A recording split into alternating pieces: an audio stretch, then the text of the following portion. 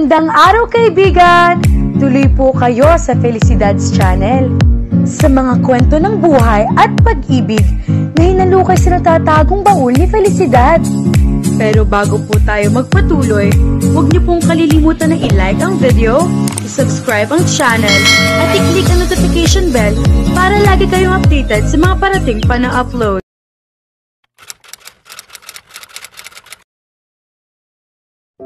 What's wrong with her? Kanina lang ay halos kainin siya ng mga tingin nito. Suddenly she was not looking at him at all anymore. Gustong pagalitan ni Rourke ang kanyang sarili for even minding. Pagkakita pa lang niya sa Diyos ang pumapasok kanina sa drawing room ng bahay ng mga Elizalde ay nakadama na siya ng kakaibang pintig sa kanyang dibdib na hindi niya nagawang maipaliwanag sa unang segundong naranasan niya iyon. The next second was the moment when she smiled. And in the third second, he knew exactly what it was, the feeling that he most dreaded to feel at this time in his life. Hindi pa siya handang ma-in love, not that he believed it was what he was feeling at that moment. He could not be sure of that. But he could, possibly, fall. For the first time, ipinilig niya ang kanyang ulo at iniiwas ang kanyang tingin sa malambot na buhok ng dalagang parang ang sarap hawakan at suklayin ng kanyang mga daliri, mula sa kutis nitong napakalambot at walang kapingas-pingas, sa magandang hubog ng katawan nito, at maliit na baywang, at sa mapupulang labi nitong namamaga at parang napakasarap halikan. Nag-focus ang kanyang mga mata sa nakangising mukha ng kanyang bunsong kapatid. Muntik na siyang mapaungol. Instead, he raised one eyebrow at her to display arrogance and nonchalance, while his other ear was listening as raptly as it could to the woman's melodiously soft voice. Siguro, kung bulag siya, that voice alone could make him melt to his knees. How could any woman manage to be perfect on the first meeting? And they had not even been introduced to each other yet. It was all he could do to not melt right there in front of her when they were finally introduced to each other. Her smile was tremulous, almost dreamy. And he fought hard not to smile back his reaction. Or, heaven forbid, they would all melt like lava right through the carpet. He felt like the greatest hypocrite while he tried to sidestep all the attention that she was trying to heap on him while trying not to be so obvious. Maaaring sanay na itong magtago ng ganoong klas ng damdamin sa mga magulang nito, but it was pretty impossible when tried on someone like him, someone who was rooting and counting for every sideway glance, for every hungry look, and for every blush on her lovely face like a wolf scenting a drip of blood. Yes, that was what he was. A wolf who would rip her heart out if she did not take care. Ang problema, walang indikasyon mula rito na iyon ang balak nitong gawin. She was not aware how difficult it would be to fall for someone like him. He thought bitterly. Magsisisi lang ito, at hindi niya mapapatawad ang kanyang sarili kung muli ay may masasaktan siyang babae dahil sa pagbaliwala niya sa lahat ng mga babalang itinutulak sa kanya ng kanyang utak. She looked like someone who knew how to carry her head on her shoulders, and they were delectable shoulders, bewed away. He gritted his teeth as he tried not to contemplate how her shoulder would feel and taste on his lips, and concentrated on keeping his thoughts on the path that it needed to take. Walang panahon o pagkakataon para sa kahit iisip man lang ng posibilidad ng pagkakaroon niya ng ugnayan sa babaeng ito. She was the kind of woman who would not leave her man's side, who would fight to get him close, who would do everything to make him happy, and would stop at nothing to give him everything he wanted. All I want is you, baby. Hindi niya napigilang isipin, but I'm not what you need. Nakadama siya ng sobrang panghihinayang na nakapagpasikip sa kanyang dibdib. It hurt. And he decided right there, and then he had to get away as far as he could from this woman. Or he would be in big, big trouble. It turned out na hindi siya mahihirapan sa desisyon niyang iyon, dahil ito mismo ang biglang nanlamig pagkatapos ng sandaling paglabas nila sa terasa. Ni hindi sila nakapag-usap dahil naroon si Min, at ito ang kakwentuhan ni Cassie. Ang naaalala lang niya, pagkatapos niyang makipag-usap sa isa sa mga tauhan ng kanyang ama sa opisina, ay lumapit siya sa mga ito, and he was literally snubbed as the two women talked about things that were boldly labeled. For women only, pakiramdam niya ay nagkamali siyang pumasok sa comfort room ng mga babae. Bukod doon, ni isang beses ay hindi nagkamaling sumulyap man lamang sa kanya si Cassie. Hindi ba at iyon ang gusto niyang mangyari? Hindi siya mapalagay sa samut-saring nararamdaman niya. Naiinis na bubuwisit siya sa di maipaliwanag na dahilan. Napagbalingan niya si Min nang pumasok na sila sa loob at lumayo sa kanila si Cassie para lumapit sa tabi ng mommy nito. Hinila niya ang kapatid sa isang tabi. Did you say something to her? What? Pagmamaang-maangan nito. But he knew that look so well. You said something negative about me, di ba? Kaya parang bigla siyang nagalit. Si Cassie, magagalit? Bakit, kuya, sino ka para magalit siya sa'yo? Ano sabi mo? I mean, you've been snubbing her all evening, so superior and condescending. I did not mean. Kung umarte ka, para kang kung sinong gwapong prinsipe na hinahalikan ng mga babae ang nilalakaran. Poor Cassie, she'd been so friendly and gracious to us. Hindi ka na nahiya sa behavior mo. Hindi mo intensyong ano? Na hindi siya ma-turn off sa'yo. Na maramdaman niyang wala kang kwentang pag-aksayahan ng panahon, sumbat nito habang pinamamaywangan at pinandidilatan siya. Strangely, she looked so much like how their late mama had looked when he had done something undeniably wrong. Napabuntong hininga siya. Maaring mas bata ito kaysa sa kanya, but she had taken their mother's role since she left the earth. Kahit noong nakatira pa sila sa kanilang tita sa Minnesota, ay naging self-appointed nagger na niya ito. Kung saan-saan kasi naa-assign ang kanilang ama at wala itong napagkakatiwala ang iba na pag-iwanan sa kanilang magkapatid, kundi ang nag-iisang kapatid nito at ang mabait na pamilya nito. And she could always break him down to pieces when she used that stance and when she was glaring at him like that. Ano ba talaga ng intensyon mo? Wala akong anumang intensyon, Min. Ayoko lang makasagasa ng iba, alam mo yun. Alam mong sobrang busy ako sa karir ko. Alam mong wala akong panahon para sa kahit ano. But she's so beautiful, and she's so, do I have to say it? She's everything you ever wanted. Namula siya sa sinabi nito, hindi dahil malakas ang pagkakasabi nito nyon, kanina pa sila nagbubulungan, kundi dahil natumbok nito iyong kanina pa niya pinipilit tanggi sa kanyang sarili. But admitting that to her was a different matter. She could make him go bonkers with her meddling kapag umamin siya rito. Kaya tinawanan na lamang niya ang sinabi nito. Parang kilalang kilala mo na siya. Paano ka naman nakasiguro? A woman can feel that, like instinct. I'll call it sister's instinct. Yes, I will. Satisfied na tumango ito ng nakangiti. At kailan ba ako nagkamali pagdating sa ganitong mga bagay? Hoy, hindi ka pa woman, sabi niya rito. Dalagita ka pa lang. You're barely 20. Tinirikan siya nito ng mga mata. Does it matter? Pagdating sa mga naging girlfriends mo in the past, hindi pa ako nagkamali sa pag-judge. Kapag sinabi kong hindi ko siya gusto para sa'yo at hindi ka niya mapapasaya, tama ako lagi. Kaya nga dapat sa akin ka nakikinig. You're a witch. Kinulam mo ang mga ex ko kaya sila lumalayo. Ano, sabihin mo ulit yan.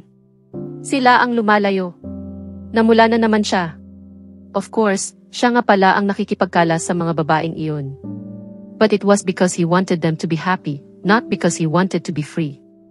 Hindi niya kayang ibigay sa mga ito ang security na hinahanap ng mga ito, security na makukuha lamang sa pagbibigay niya ng commitment sa kanilang relasyon. And that was the last thing that he could be able to give. He had given it to someone else. Rather, to something else. Hawak na ng LaGuardia Security Systems and Services ang kanyang commitment. At ng Eagle Black Bureau ang buong buhay niya. And Eagle Black Bureau was another story. So, ano ang ginawa mo this time para ma-turn off sa akin si Cassie? Curious na tanong niya sa kapatid. Sandaling nangilag ang tingin nito. Ngayon ka pa na guilty, tapos na. Nakuha mo na ang gusto mo, pangungutya niya rito. Naiinis na lumabi ito. Hindi ko gustong mainis siya sa iyo.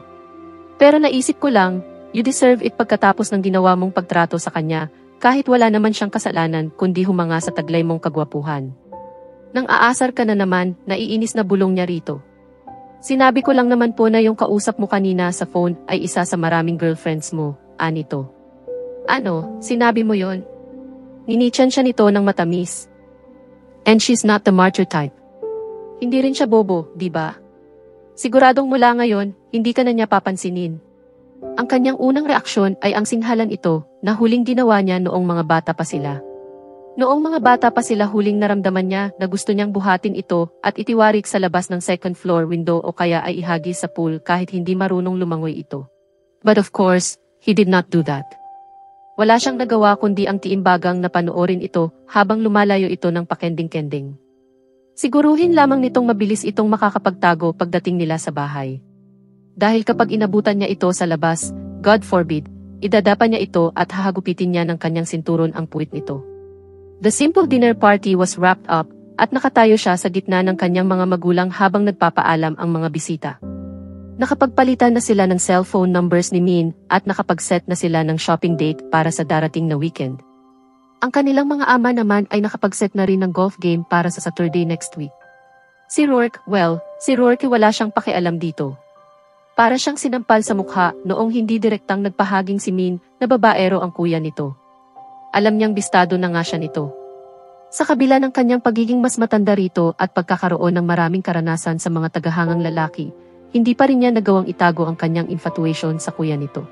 Hiyang-hiya siya at iyon ang naging dahilan kung bakit ginawa niya ang lahat para madisimula ang unang impresyon na ibinigay niya. Rourke must think she was easy to get. At hindi kayang tanggapin ng kanyang pride iyon. Mula nang manggaling sila sa terasa ay hindi na niya tiningnan ito kung hindi rin lang naman kailangan. She made sure there would be no opportunity for them to talk to each other, talking non-stop to his sister and her mother. Alam naman niyang pagkatapos ng dinner ay magpapaalam na rin ang mga ito. They had a very long leisurely dinner because the oldies were talking and it was fascinating to listen. Hindi niya inakalang marami palang pinagsaluhang adventurous at misadventurous ang kanilang mga magulang noong kabataan pa ng mga ito. That talk was carried over to the after-dinner drinks. Niyaya na niya agad sa drawing room ang magkapatid nang lumapit na si Rourke sa kanila. Maraming salamat sa mainit na pagtanggap mo sa amin, Cassie, kahit biglaan itong pagbisita namin. Pasensya ka na at nasira ang plans mo for this evening, sabi sa kanya ng kanyang Tito Ruel. Tito, believe me, I wouldn't miss this for the world. Hinalikan niya ito sa pisngi bago siya umurong para tanggapin naman ang halik sa kanyang pisngi ni Min. Pero hindi lang humalik kundi yumakap din ito sa kanya. Huwag mong kalilimutan ang shopping date natin, paalala nito. I won't, pangako niya.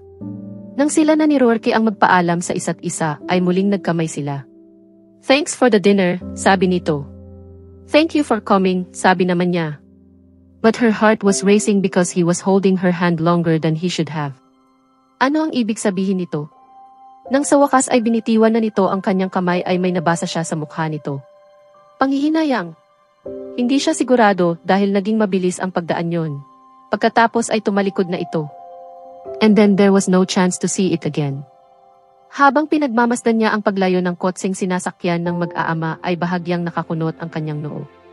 Sabi ni Min mismo, maraming girlfriends ang kapatid nito. Yet for some reason she could not fathom. He did not seem to be the kind of guy who would play with women's feelings, having affairs with them all at the same time. Sa kabila ng pagiging tahimik nito, halata ang affection na ibinibigay nito sa kapatid nito. Kung mahal nito si Min sa paraang nakikita niya, hindi malayong marunong din itong rumespeto at magpahalaga sa ibang babae.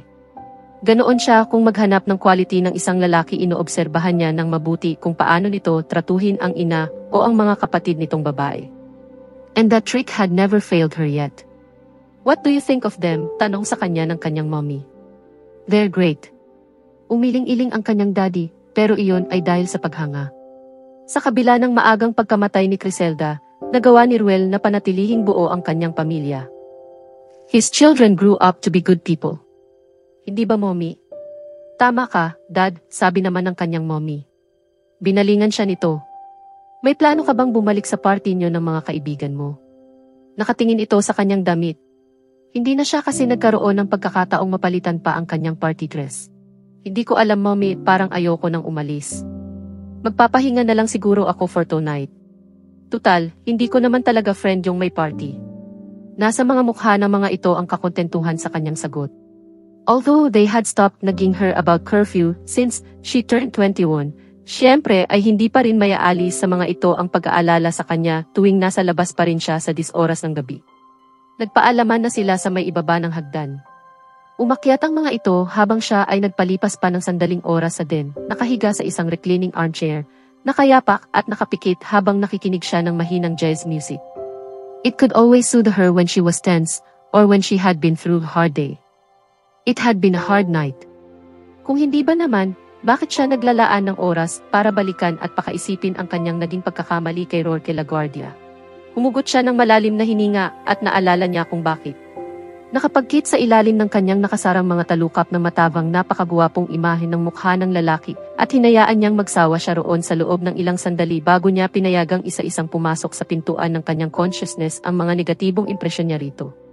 Suplado, mayabang, too full of himself, arrogant and stupid.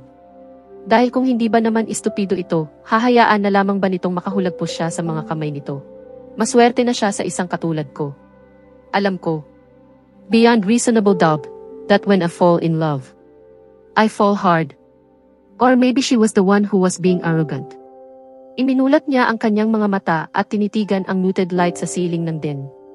No matter, walang future para sa kanilang dalawa ni Rourke. She doubted if she would still feel the same when she saw him again. Baka nga ngayong gabi lang siya nagkakaganito. Baka lilipas din itong nakalilitong infatuation na ito. Sana nga. Nakakahiya kung lalampas pa sa gabing ito ang kahihiyang ito. Ngayon lang nangyari ito sa kanya. Magpapatuloy pa kaya mga Felicidad ang komplikadong emosyon sa pagitan ni Cassie at Rourke, lalo na't pilit nilang nilalabanan ang hindi maikakailang atraksyon sa isa't isa. Samantala, isang hindi inaasahang pangyayari ang maaaring maglapit o tuluyang maglayo sa kanila na magbibigay daan sa mas matitinding damdamin at masalimuot na desisyong kailangang harapin. Abangan natin ang susunod na kabanata.